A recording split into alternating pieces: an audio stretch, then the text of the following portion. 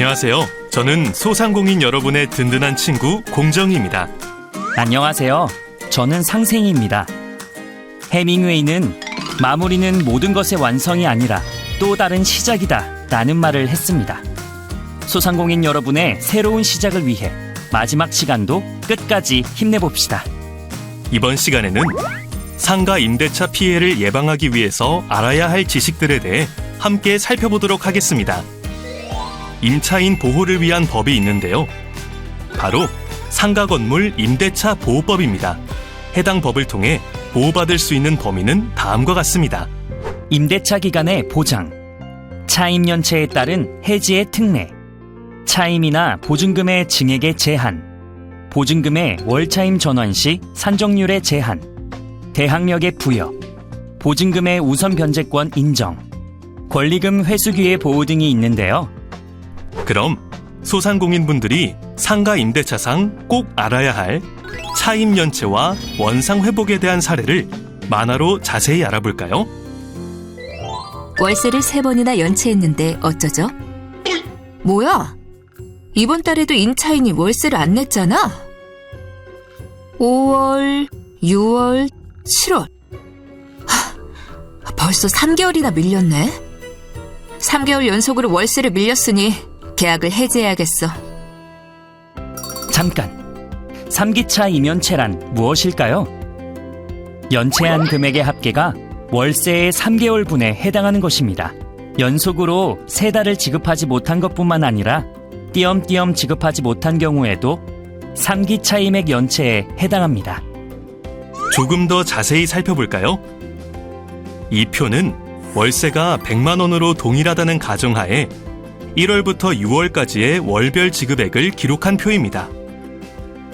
A 커피점과 B 제과점은 동일하게 6개월 동안 총 600만 원을 지급했지만 A 커피점은 4월 시점에서 300만 원을 연차하였으므로 A 커피점만 3기 차임을 연체했다고 볼 수 있습니다. 그렇다면 임차인이 3기 차임 연체가 되었다면 어떻게 될까요? 3기 차임 연체가 되면 계약을 해지할 거니까 알아서 하세요. 이번 달에도 사정이 너무 안 좋아서 낼 수가 없을 것 같은데 아무리 그래도 일방적으로 계약 해지를 할 수 있는 거야? 안타깝지만 3기의 차임액 연체가 발생한 경우 임차인은 일방적인 계약 해지나 권리금 회수 등의 상황에서 큰 불이익을 부담하게 되므로 주의하셔야 합니다. 이제 영업을 종료하려고 해요. 그럼 제가 설치한 설비를 철거해야 하나요? 계약 체결 당시. 우와, 매장도 깔끔하고 에어컨과 꽃무늬 타일도 설치돼 있네요. 여기서 시설만 조금 갖추면 장사 잘 되겠는데요? 그럼요. 많은 시설 투자를 하지 않고 장사할 수 있으니 얼마나 좋아요? 당장 계약하시죠. 5년 후 계약 종료 시. 제가 설치한 덕트와 테이블 등은 철거할 거니까 보증금을 반환해 주세요. 아직은 못 줘요. 천장에 달린 에어컨하고 타일이 제거되지 않았잖아요. 저것들까지 제거해야 보증금을 줄 수 있어요. 아니, 그게 무슨 말이죠? 저것들은 제가 임차할 당시부터 설치되어 있던 건데 제가 철거하라고요? 임대차가 종료된 경우 이전 사람이 시설한 것까지 원상 회복할 의무는 없습니다. 다만 구체적 사정에 따라 달라질 수 있으니 계약 당시에 시설물에 대한 사진이나 동영상 촬영 등을 통해 명확히 기록하시는 것이 좋습니다. 자, 그렇다면 상가 건물 임대차 거래 시의 주의사항에 대해 알려드릴게요.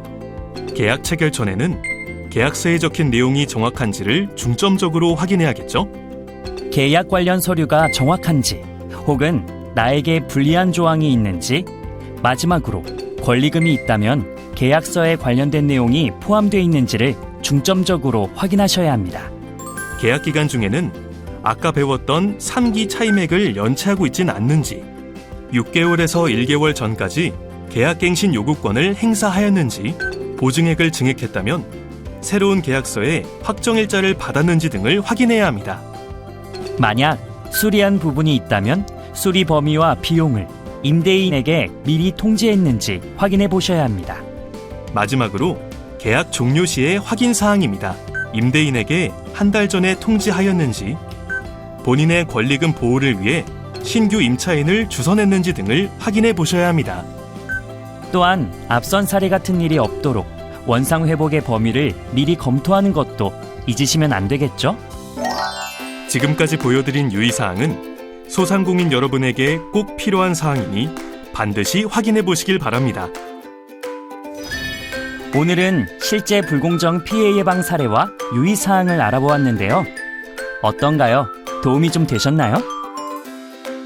인천 소상공인 종합지원센터는 불공정거래 피해 상담 및 구제 지원 등 다양한 사업을 하고 있으니 불공정거래 피해로 어려움이 있다면 이 번호로 연락주세요.